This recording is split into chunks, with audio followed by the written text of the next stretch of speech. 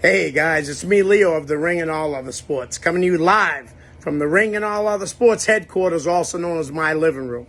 You know, I really love doing my show, The Ring and All Other Sports, where I showcase the top talent in New England independent wrestling, from the wrestlers, managers, promoters, referees, all the way down to the fans. But when I need my fix of in-the-ring action, I go to Chop's Video. Chop's Video on YouTube. He's got all the best content, the best footage. Shit's amazing. So go check out Chop's Video on YouTube. Keep up the good work, Chops. Peace.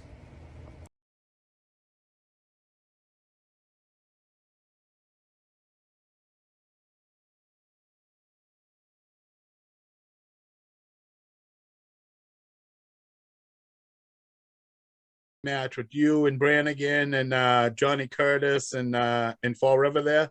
I was at that Yep. match and taped it from the crowd.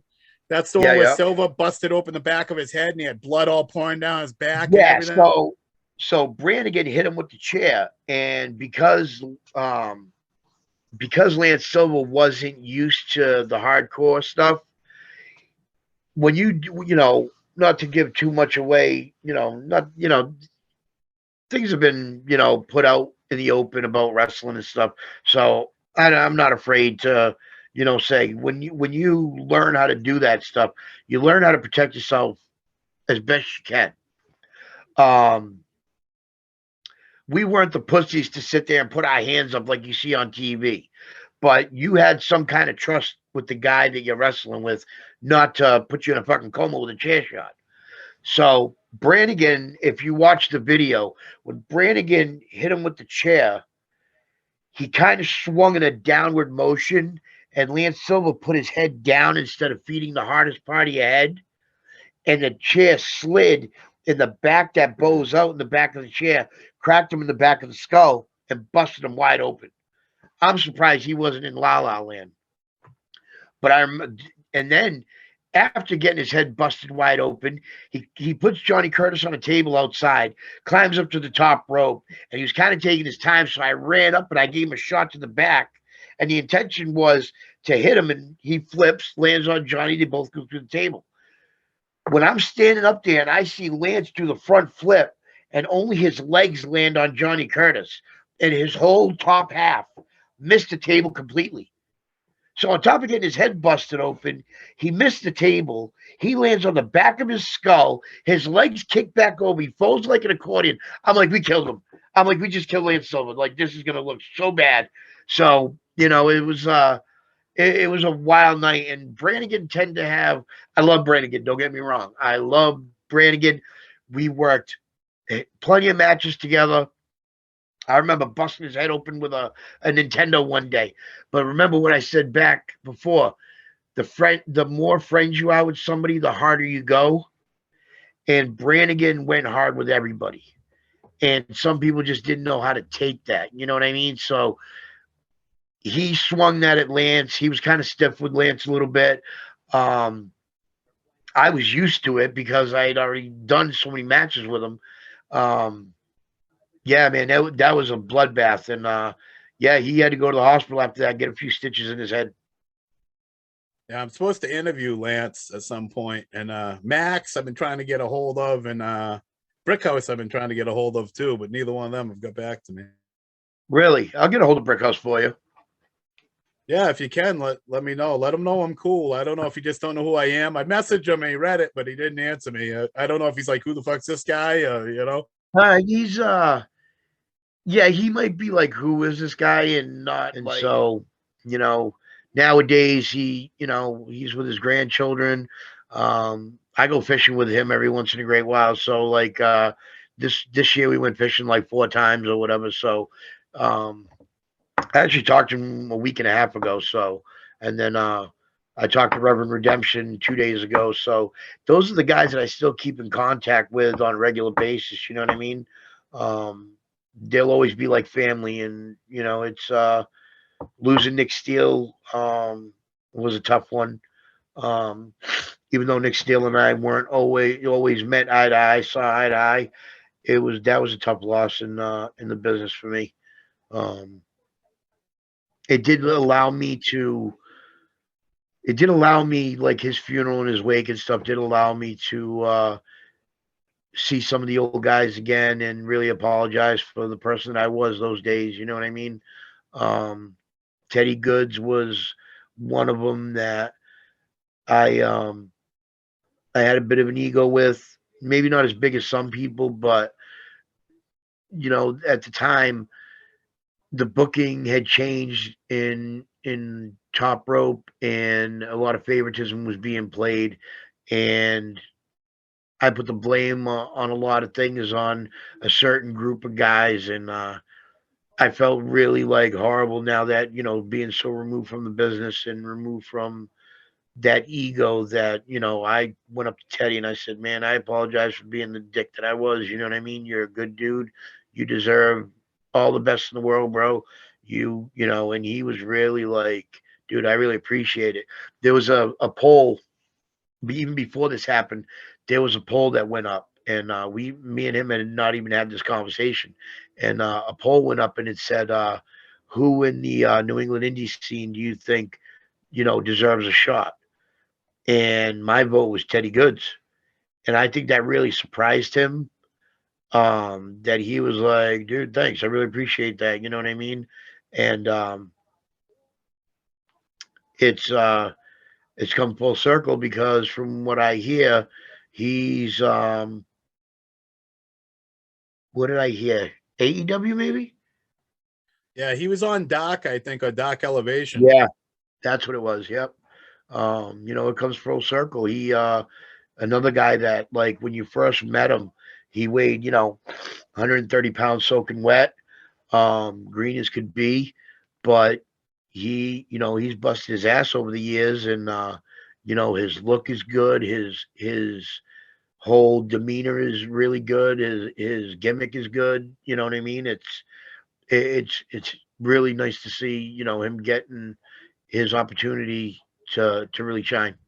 Yeah, wasn't he with the Score at the very beginning? Yeah, yeah, that's exactly what I mean. I mean, when the Score came in, the Southern Bad Boys were the tag team champions at the time, and the booking kind of changed hands, and I didn't like the way things were going. Now, mind you, I didn't mind dropping the belts. I didn't mind doing a job, but you got to do it the right way. We were getting jobbed out week in, week out. When we had the big events where it's supposed to culminate, come to a head, we were getting beat up. But that's because the booking and the Score were the same click. You know what I'm saying? So I was really bitter about that. You know what I mean?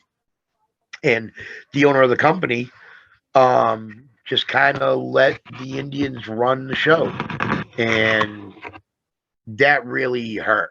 You know what I mean? Like, the biggest thing with that company that really made me stop wrestling was I had that incident with Don Vega where I blew out my PCL, and I left to heal up.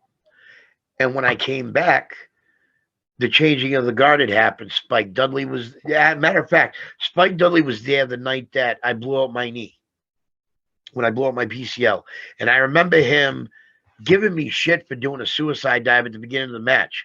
And I remember going, dude, fuck you. Like, you're not the booker. Who the fuck? Because you're Spike Dudley. I'm supposed to do what you're telling me to do. This is the first night you're down here. And then the owner gave me crap. Didn't Spike tell you not to do that? I don't give a fuck what Spike said. He wasn't in my match. I wasn't wrestling him. So I remember when I came back, they were like, "Yeah, man, you gotta go back to training and stuff." What do you mean I gotta go back to training?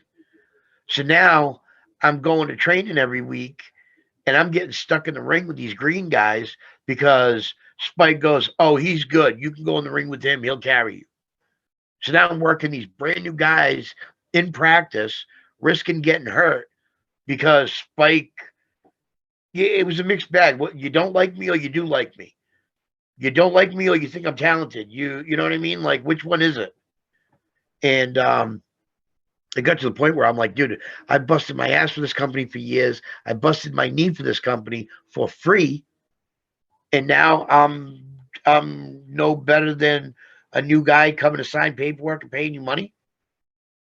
That's why I walked out the door and never went back.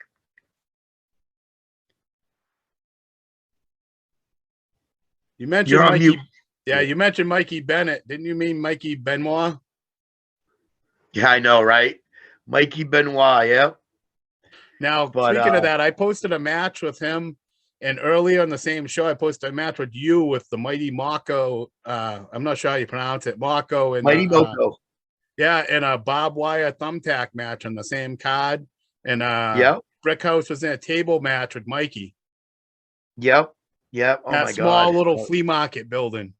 Yep, yep. That was quite. I tell you, some of those matches in that building were fantastic, man. We had such a loyal group, loyal following, and I tell you, one of the worst concussions I got, believe it or not, was a match I had with Jose when he hit me with a box of mac and cheese.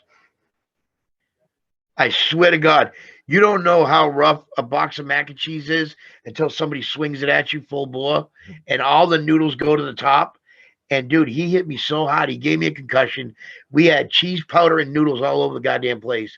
But man, it was, and that's the thing. As fun as wrestling is, no matter where you do it, that place will always have a special place in my heart. That's where we trained. That's where we had house shows, just like the PAL. The PAL was like home. I remember doing a show at the PAL, and there's a couple incidents at the PAL, but I remember one. I was wrestling Reverend Redemption, and we were doing just a match, and I was green as could be, and we're in the ring, and Joe Pavo was controlling, like he would control the music and the smoke machine.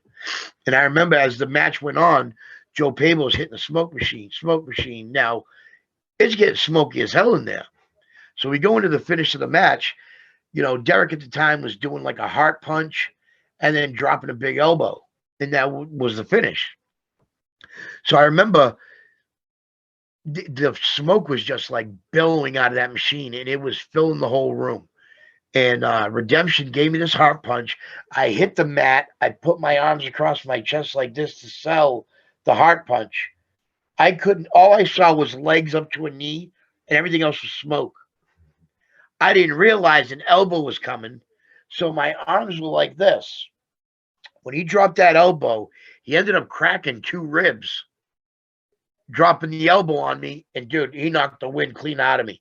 I think I like the wind came out my mouth and my ass at the same time because he just put everything into it, and he ended up cracking 2 ribs to the point where the following week or 2 later, we were doing an away show, and that booker that didn't know what to do with me, I'll never forget. He comes up to me in the locker room, and he goes, "Hey, you're working Derek tonight. You're working Reverend Redemption tonight." And I'm like, "Okay." He's like, "Yo, I got to tell you, man, he's pissed about what happened last week." I'm like, "What do you mean he's pissed?" He's like, "Dude, you cracked 2 ribs. He's got it in for you. So just watch, watch what you say to him because he's ready to rip your head off." I remember I was in that locker room, scared out of my mind. Like I literally, like he came over to talk to me. He could have told me he was going to throw me off the roof, and I would have agreed to it because I was just like, "Yeah, okay, yeah, okay, yeah, yeah, yeah." And dude, the whole time, I could hear guys laughing in the fucking background. I'm thinking they're talking about something else. No, these bastards were all listening to our conversation. And then he tells me the finish, and I just remember going, "I'm going to die tonight." And I turn around to walk away, and he was like, "Hey, Stryker, I'm just fucking with you, bro." Oh my God. Everybody in the locker room erupted into laughter. Everybody was in on the rib except for me. The Booker, Redemption, all the other wrestlers, everybody was in on the rib but me. That was one incident. Then there was another incident where I decided to like do a finisher on this cat that had been drinking all night. And he had a buzz going. I ended up waffling him with a chair, split his head wide open. He was bleeding everywhere. And now what I meant to do was grab a chair or two from the crowd, throw it over the top rope, give him a move on it. Well, the crowd decided to start throwing chairs into the ring. So now there's chairs flying from every which direction. And I mean, I'm ducking, I'm gonna get knocked out by a chair. And I remember there must have been like 20 chairs in the ring by the end of it. And I gave him the finisher on top of it. And man, I came through the curtain, Joe Pavo, what the fuck are you doing? Those are our fucking chairs, you asshole. I'm like, oh man, here we go. So, but yeah, PAL was always a fun place to work. But that night, Bay Street Armory was really fun as well. yeah, all good venues. That night with the barbed wire thumbtack with you and Mighty Mako and Mikey and Brickhouse and table match. Lance Silva did a bikini contest. All that's on my Facebook page. If you want to check it out, go there and subscribe. What do you mean if I ever want to check it out? I'm going to be all over that tonight. The Score did a thing. RWA was doing an invasion or something that night. Yeah. But I got all kinds of other stuff I've yet to put up. I have like thousands of tapes that I'm slowly putting the stuff up there. But that's some of the stuff that's awesome. up all. That's awesome. I can't wait to go look at some of that stuff. Relive the old days. Yeah, that's a few of the things up there. And that's the thing, like a lot of that stuff from back in those days. I mean, I got to be honest with you, man. I suffered quite a few concussions at the time. So a lot of my memory from my earlier matches, like, unless I see it, I don't remember them. You know what I mean? Like, once I see it and I see what I was like wearing and what I was doing, and that's when it clicks to me. You know what I mean? Right. Even mentioning it a lot of times, I'll mention things to you guys, and you'll be like, "Oh yeah, now I remember." Like the Sandman thing. Yeah, exactly. Like, oh yeah. Yep, that's right. Yeah, well, yeah, because I mean, when you mentioned Sandman, I've only been in the locker room with Sandman twice, ever, and only in the locker room with New Jack once. So once you mentioned those two guys, I'm like, oh shit, yeah, that's happened that night. This happened that night. You know, it's what's your YouTube page? It's a Chopper, right? Chopper videos. Chops videos. My buddy's he's bringing it up right now. Huh? I'll sub to him. Nice. Yeah, it's Chops videos. If it don't come up, put in Chops videos wrestling or Chops videos Primal Conflict. He found it. Yeah, he found it. There's all kinds of shit on there. You might have to scroll. I put up a lot of women's wrestling lately because that brings in all kinds of subscribers and viewers. Oh, of course. In 6 months, I just hit 100,000 views. That's awesome. That's awesome, man. I'm happy for you. That's great. Bet you never thought you'd be doing this 6 months ago. No, dude. Like I said, I was just cleaning out my closet and ran across some old wrestling tapes, and I was ready to throw out all my old VHS. I get over like 10,000 VHS tapes, counting all WWF and WCW. Yeah, of course. World Class and old Mid-South. I'm into all the old school shit, mostly. Yeah. And independence. But yeah, I just started putting stuff up, and I've got so much thank and back feedback from you guys. I'm like, and then I started doing interviews. It's totally awesome, man. Like it's really, really awesome because guys like me, I mean, there's still guys out there that I work that are still wrestling and still doing their thing, man. And unfortunately, I just, maybe in a year or so, I just, when I blew up my ACL, man, I blew up from 220 to 308, diabetic now. Like I'm trying to get my shit back in order now. My diet's just changed. I hate going to the gym nowadays now that I'm older, you know what I mean? So I got some stuff in today actually, to start working out at home, and I'm going to start seriously dropping the weight again, and I'll see how I feel after that. But like I did those couple of matches for Brickhouse, and I was like, you know what, I'm not going to embarrass myself anymore. Like I can't like do that. You know what I mean? I can't do that to myself because listen, I don't want to toot my own horn, but towards the end, I was proud of what I did. You know what I mean? I was proud of like what I became, and I can't go and embarrass myself like that. You know what I mean? It's all about making everybody remember. Not only you helping you guys remember for one, and then helping the fans remember is too. A lot of the fans are like, "Oh shit, I was at this show when I was 15. Now I'm 45. This is awesome to see this." Yep. It's crazy because I ran into this woman that I was friends with. years ago, years and years ago, when I was wrestling.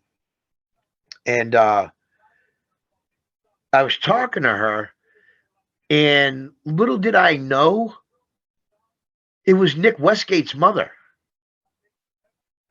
And she was like, "Remember little Nicky? Yeah, he goes by Nick Westgate." I'm like, "Holy shit." Like when I knew him, he was a little kid. You know what I mean? And then, I followed him a little bit when, he started wrestling, because he's from Taunton and everything.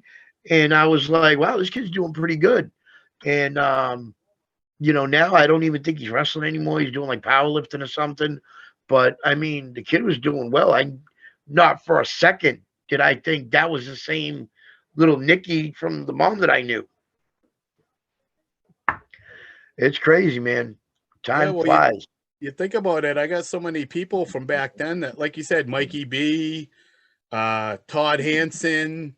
There's so many people that made it from this area that ended up making it big, but they were like 18, 19 back then. Oh, Think yeah. of them people that were kids that now are older, that became, or that weren't wrestlers yet, that were fans that are now wrestlers now. It was crazy because Anthony opened up a ring here in Taunton, like a school here in Taunton for a little while. And the kid that he had reffing, and you got to pardon me, Anthony Green, he was just on 205 Live not too long ago. He was in NXT. And yeah, you know what I mean? AEW. Like, yep. And I'm like, bro, you were a referee, and I was teaching you how to bump in a warehouse here in Taunton. And now I see him on TV. You know what I mean? That's awesome. You can't help but have pride. You know what I mean? I knew from the get-go that, I wasn't destined, especially at the time. It was WWE ruled all. ECW got bought out. I'm like, dude, I'll never see myself there. But to know that I worked some of these guys and helped them get to the point that, you know what I mean? And I don't mean helping them, but the practice that they got working with me, working me and this and that got them to the point where they're at. You know what I mean?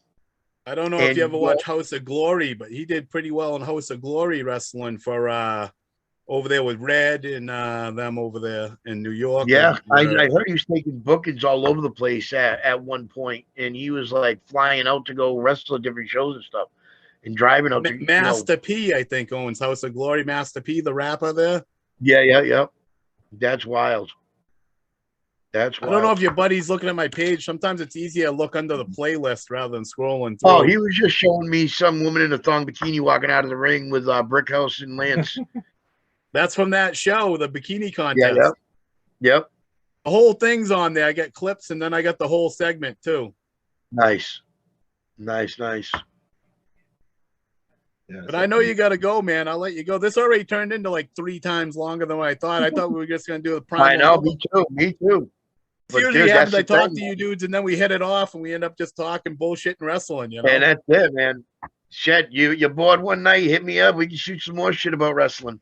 Yeah, man. What usually ends up happening is I do the Primal, and then I'm like, hey, let's just do a shoot and talk about your whole career, and then we come back another day. I know, right? Career thing. If you want to do that sometime, we can do that. Shit. Hey, you got the skills to edit everything. The Primal stuff will go on that, and the shooting the shit might turn into something else down the road. You know what I mean? Yeah. Well, that's what I end up doing. I end up pulling the stuff off if we do something later, and I'll take this stuff and edit in with the other stuff if we do something else. Yeah. So even take snippets of this and use it for other stuff. That's Absolutely. why I just record everything. Absolutely, brother. Absolutely. I really appreciate you, man. It was an absolute pleasure. I'm sorry it took so long to get it done, but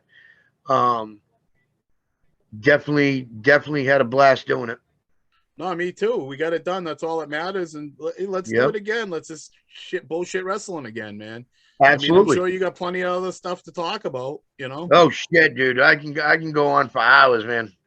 It's hard for me to do it.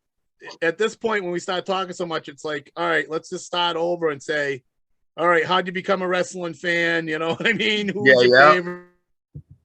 Yeah, I got to be honest with you, dude. I was at home. I was watching, you know what got me started wrestling? D-Generation X. I remember watching them on TV and going, I can fucking do this.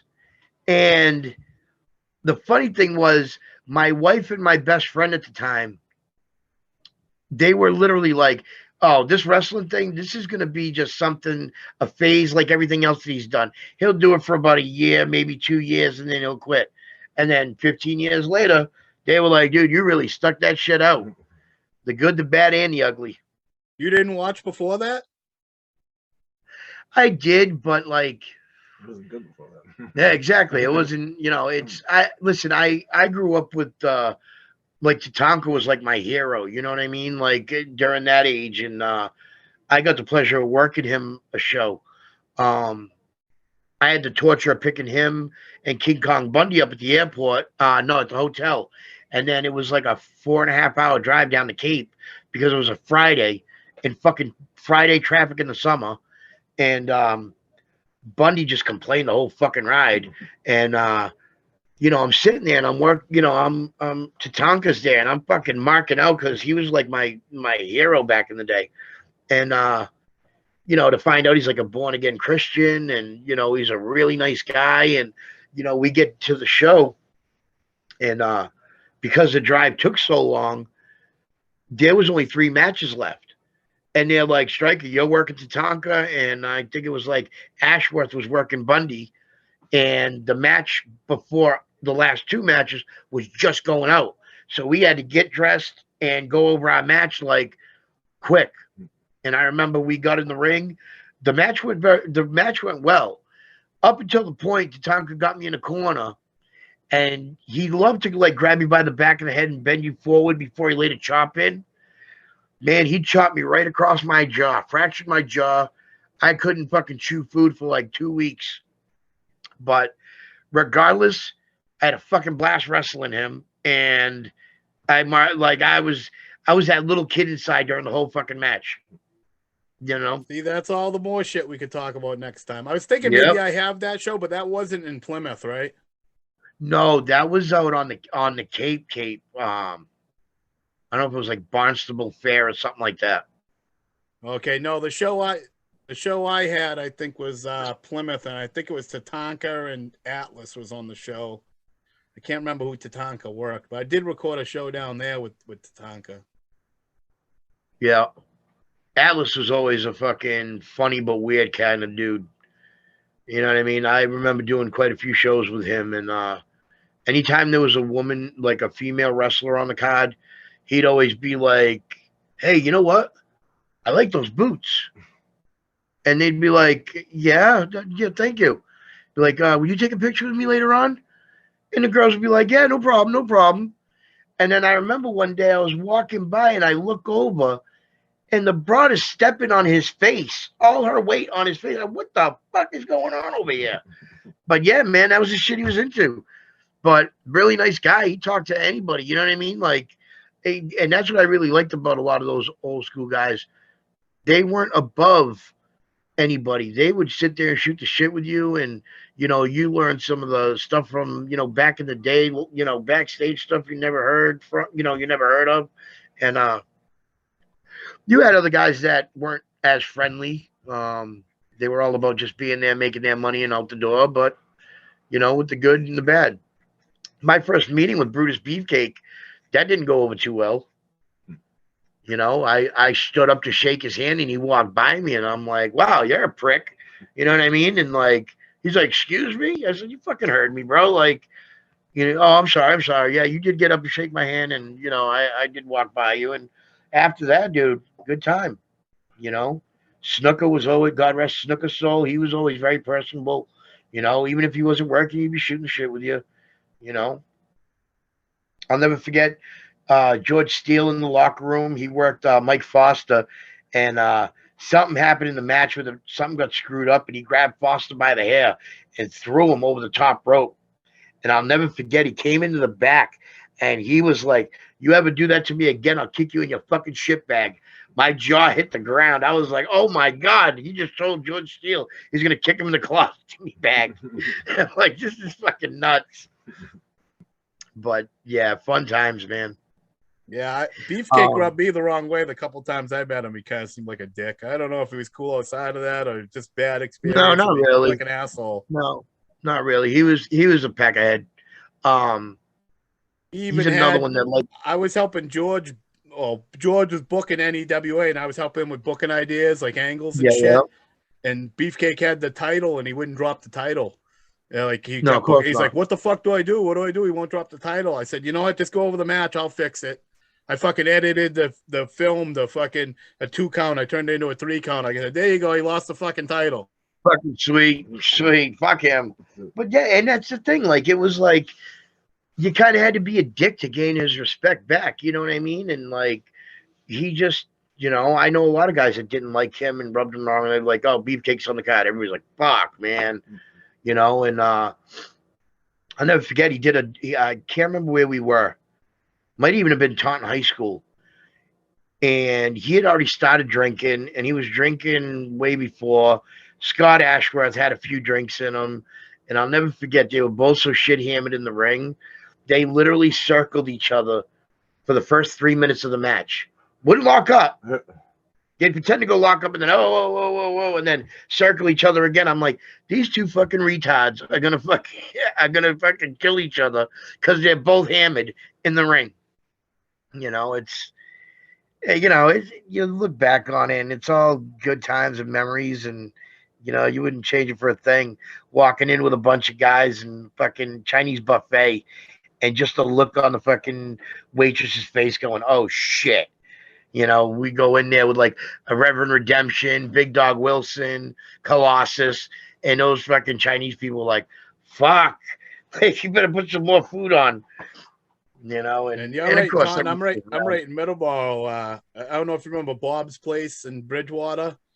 yeah, Uh, Beefcake Bob's was Bar and there Grill. one time, and South Coast, I think it was there, Yeah, and he was there, and I think he was all pissed off because that place never drew fucking shit. There was nobody there, never. and he was doing Polaroids with kids, and he had his shears, and he's all like spinning around. I think he had drinks in him, and this kid's walking by, like he almost poked the kid in the fucking face with the shears. I'm like, "Whoa, buddy, look out!" And he kind of like looked at me Yeah. like, "Oh, fuck you." I'm like, "Well, you're about to stab a kid in the face with your shears, No, Like, exactly. But again, back to, there was a point in time where wrestling was just on a decline, and you couldn't fucking pay people to fucking go to shows. And the Fisherman's Club in New Bedford, the same way, man. I remember doing a show in there. It was 5 fucking people, and it like, and that didn't include the family and friends that brought the guys to shows or were there with the guys to shows, but we had 5 paying customers. It But was that venue and promotion around that venue too. That venue, I yeah, used to go there because that's right up the street from my house. That's like 10 minutes up the road from me. I used to go there all the time. yeah, There was never a good crowd there. It was no, always friends and family there every time I ever went. yep, It'd be like yep, 5 paying customers. I remember one time no, I used to always go there and get drunk because it was right at the bar. I'd get a bunch of drinks to me and just harass everybody that went to the ring, being a dick. yep. I mean, looking back, yeah, I was being a dick, but who cares? You know what I mean? There's Who 5 people cares, that right? paid. There's like 5 fucking people there, And and I it remember was, Kid Crazy going off on me one night, getting like really pissed and screaming at me and yelling and getting. I'm like, buddy, I'm one of the 5 people that paid to come see you. You're really I gonna know, get mad? right? Exactly. Kid Crazy was Kid Crazy was like, there was a point in time where Kid Crazy got this like really big ego, and like he was better than everybody else. But like before that, like I think it was when he got up with Gino Giovanni, and him and Gino had a good gimmick and thing going, and they just thought they were like, not they, because Gino knew that he couldn't wrestle. Gino could talk his ass off on the mic though. Um, I wrestled Gino one day, and we were in the back, and he's like, "Hey man, can you give me some moves to do?" I'm like, "Fuck, I gotta come up with my moves and your moves."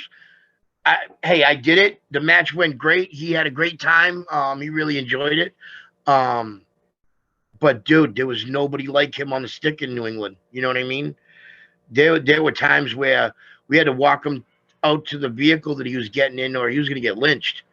Yeah, him and And maybe Pat Piper. yeah, Pat Piper did really, really well as well. But yeah, Kid Crazy was working with him, and he kind of got this ego, and You know, I remember going, wow, he used to be a good kid, and now he's kind of a prick. And fast forward a few years later, and he's back to being that good kid again. You know what I mean? Very humble, very good kid.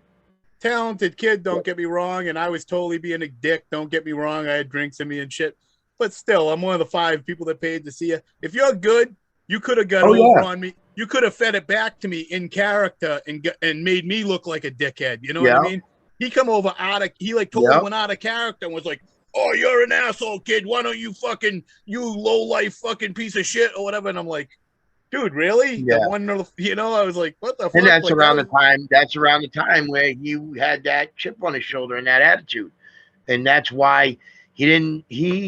When that attitude arose, he ended up like leaving our promotion, and he went and did work here, there, and everywhere. But you know, you can't have that attitude, bro. It's fucking. You guys are the reason that we're out there. You guys are the reason that, you know, the paying customers are the ones that, you know, people tend to forget that. You know what I mean? Like, it's I could give a shit less. My key rule was you can say whatever you wanted to me, just don't ever spit in my face. That was my biggest pet peeve. You know, you'd go out there and like you'd have a fan spit at a wrestler. That's just the fucking worst. That is the most degrading, nastiest shit on the face of the planet to me. I agree with you. That's what I'm saying. I should be able to say anything I can to you. And if you're good enough, you should be able to give it back to me and make me look like shit where I go, oh man, and cower down to you if you're good. You know what I mean? Exactly. Shit. You know who I ripped into one night? Like, just ripped into him. All in character, all in good fun. Was fucking, I was doing a show for a showcase in Attleboro. And dude, I'm in the ring. I'm doing this shoot interview. You know, I'm doing that normal, getting on everybody, calling, you know, losers in the town and everything. And I turn, and who's sitting in front of me but Christian Fourier? I'm like, score. I'm like, well, look who's here. Mister, I couldn't cut it in the NFL. Oh, dude, I was all over him like white on rice. But what a good sport, dude. Smile on his face. Like, you know, he was a real good sport about it. And you just don't take it, you know, too far. You know what I mean? He's there with some kids. You don't want to, you know, completely embarrass him. So you just, you know, and it's like, how much is he really going to be embarrassed? I mean, shit, he made millions of dollars. Who the fuck am I? You know what I mean? But all in good fun, man. Those are the people that we're there for. You got to respect those people. Oh, if he had shut me up and put me in my place, I would have been like, oh, good job, man. You're the man. Yeah. I'll shut up. And that's the thing. Somebody like Gino would have made you feel like shit. I'm not even going to say nothing because, like, you got, you know, what's that old saying? You got mud in your eye or egg on your face. You know what I mean? And yeah, just kid crazy. Just sometimes, just at that time, he just had this fucking ego that was bigger than him. You know, it's kind of tough to have an ego that big when you're only 4 foot fucking 11. You know. To me, it just made him look even bad. I'm looking at him. I'm like, dude, I'm like 6, 7 inches tall. Not that I'm a big dude. I'm like 5'9", 5'10".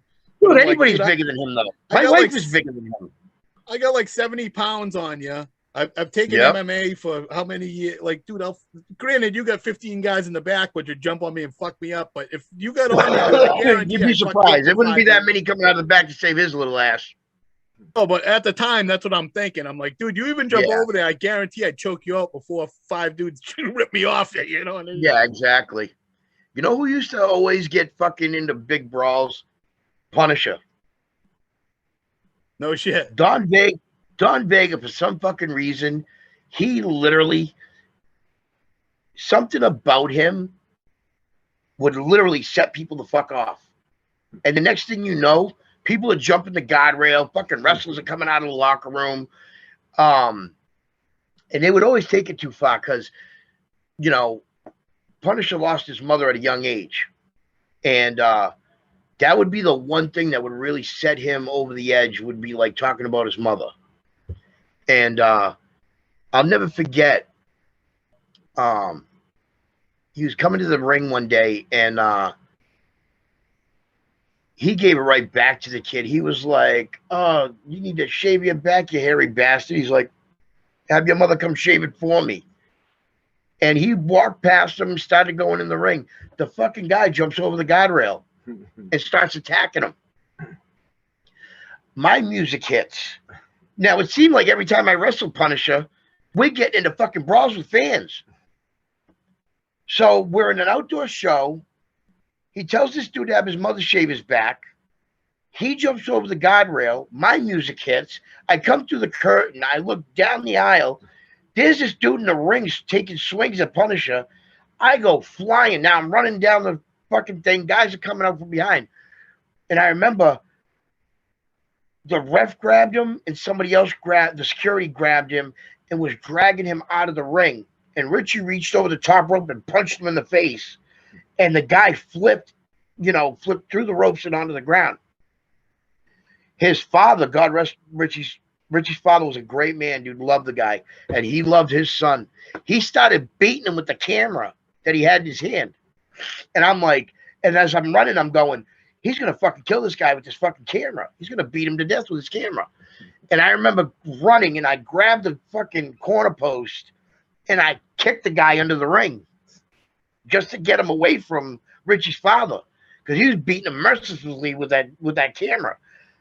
And dude, it like one of his boys went to go jump over the ring. Our security guy Rudy grabbed him, fucking slammed him on the guardrail back first, flipped him back into the crowd. It was a fucking mess. It was a fucking disaster. But that's something about Richie's character brought out the worst in people. And that was just one out of like 4 or 5 different instances where I was wrestling him that night and somehow a fan got involved and he's punching a fan in the face like over the guardrail. And I'm like, dude.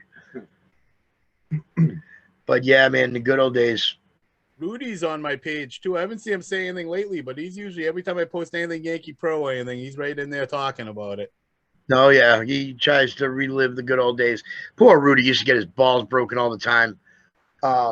He was very loyal to Joe and Yankee Pro Wrestling. I mean, he was at every event, setting up the ring, helping everywhere he could. And man, he got the worst of the torment from everybody. I remember we were I think we were doing Kennedy Park in Fall River. And Highlight Kid, it was either Kennedy Park or we were doing the Wayland City Festival. And I'll never forget, Highlight Kid had a taser gun. He was going to do something with it as a gimmick in the match or whatever. And, those taser guns, you hit that switch, it's like, brap, it cracks really loud. So Rudy was like, oh, can I check that out? And I'm like, Rudy, just fucking don't, bro. And Highlight Kid was like, oh, you want to check it out here? And he hits the trigger, and he starts chasing him with it. Dude, he got right up on him, and he fucking zapped him right in his fucking ass. Oh, my God. We almost pissed ourselves laughing, but Rudy got tormented like a son of a bitch. Oh, my God. I'll let you go, man. I know you've been trying to get off here forever. We'll talk all night if we keep going like this. I know, right? You ain't kidding. Yeah, man, we'll have to get together again. Yeah, let's do this again. I know you're busy. Just let's keep in contact and let's set up another night to do this when you got some time. Absolutely, brother. Plenty of stories I really to tell. Appreciate it. Right? I really appreciate what you're doing, man. I really do. Hey, and I appreciate you doing this for me. Both you and your buddy subscribe to my page. Anybody you know that's interested in this shit, get him to subscribe. He already did. He already did, and I'm going to do it as soon as we're off. I need subscribers. That's what I need. I got you. My wife will be subscribing, dude. We'll get everybody I know to subscribe. The Jamie Payne fire instance on there. Primal. There's a bunch of stuff on there. You just gotta search for it because there's so much shit. I put stuff on there almost every day, so there's a lot of stuff on there. That's all right. Going across a lot of those videos, man, is gonna bring back a lot of memories. I got no problem searching. I'm trying to do a lot of stuff like this that I'm doing myself, making my own videos and stuff I started doing that what people seem to like. I'm getting better and better at it. So absolutely, man. It all takes practice and keep all of us still alive in people's memories, you know what I mean? That's the goal, man. That's what I'm trying to do. Absolutely. Job, I appreciate you, man. You have yourself a good night. Cool. Thank you for doing this, man. Let's hook up again soon. Thank you. We sure will. Later, brother. Have a good night.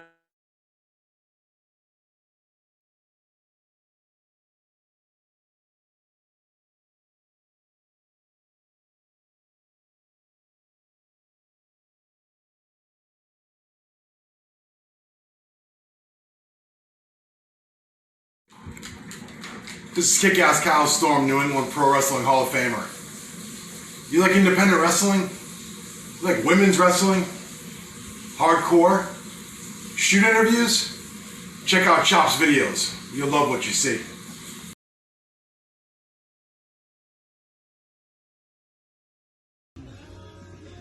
What's up, guys? Teddy Goods here, and for all of you who are junkies of early 90s independent wrestling, especially from the New England area, I need to let you guys know about Chop's videos on YouTube. I am a subscriber, and I watch his videos frequently. Tons of NEWA stuff, Tony Rumble stuff, CWA, Primal Conflict, just all kinds of hidden gems. A few matches of myself early in my career, so check it out. Chop's videos on YouTube. Have a good one, guys.